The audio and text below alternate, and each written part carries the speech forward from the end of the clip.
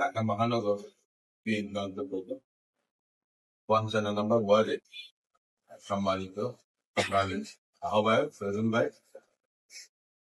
যুগ্ম আহ্বায়ক বৃন্দ, শ্রমিক দল, স্বেচ্ছাসেবক দল, ওয়ার্ডের সভাপতি, সাধারণ সম্পাদক এবং অন্যান্য অঙ্গ সংগঠন বিএনপি নেতৃবৃন্দ, আসসালাম আলাইকুম।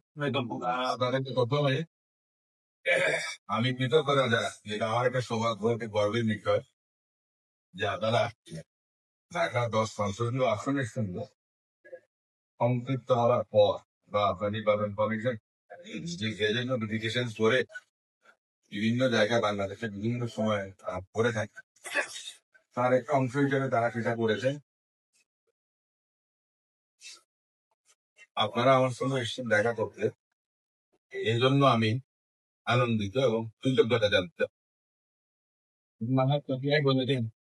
আমি ওই সঙ্গে শুধু আপনারা কেনা নিবেন যে আমার ভাইয়ের সঙ্গে এসেছি, কিন্তু এখন তো আল্লাহ পিন্টু ভাইয়ের সঙ্গে আছেন। এই গোল ভেঙে পিন্টু ভাইয়ের সঙ্গে আমি রাজনীতি করেছি।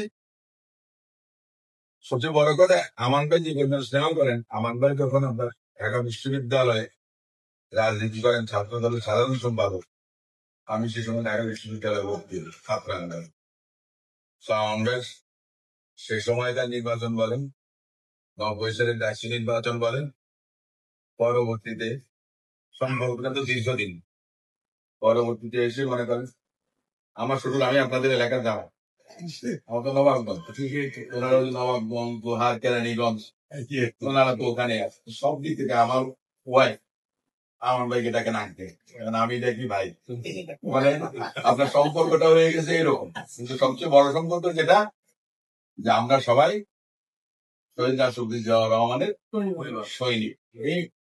আমরা সবাই প্রত্যেকের আত্মার আত্মীয়, কি বা কি ভাই, কি কাকা, কি বন্ধু, যাই বলেন না, আমরা সবাই আমাদের নেত্রী বেগম খালেদা জিয়া, আমাদের নেতা বিএনপি ভারপ্রাপ্ত চেয়ারম্যান জনাব তারেক রহমান সাহেব, আমরা তাদের অনুসারী। আমরা তাদের জন্য, দেশের জন্য, তারা দেশের ঐক্যের জন্য, তারা দেশের জন্য কাজ করেন, আমরা তাদের মাধ্যমে দেশের জন্য কাজ করার চেষ্টা।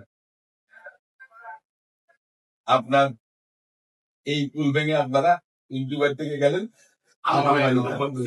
আমান ভাই, ওখান থেকে আবার ভাঙা খেয়ে মনে করেন এখানে আসেন। আমান ভাই আপনাদেরকে ত্যাগ করেন, আপনারা আমান ভাই হৃদয়ে সারা জীবন থাকবেন। আমান ভাই আমাকে নিজেও বলে দেন, আমি এই বিষয়টা জানি। আপনাদের অনেকের সঙ্গে আগে থেকে হয়তো পরিচয় ছিল, হয়তো বা ছিল না, দেখা হয়ে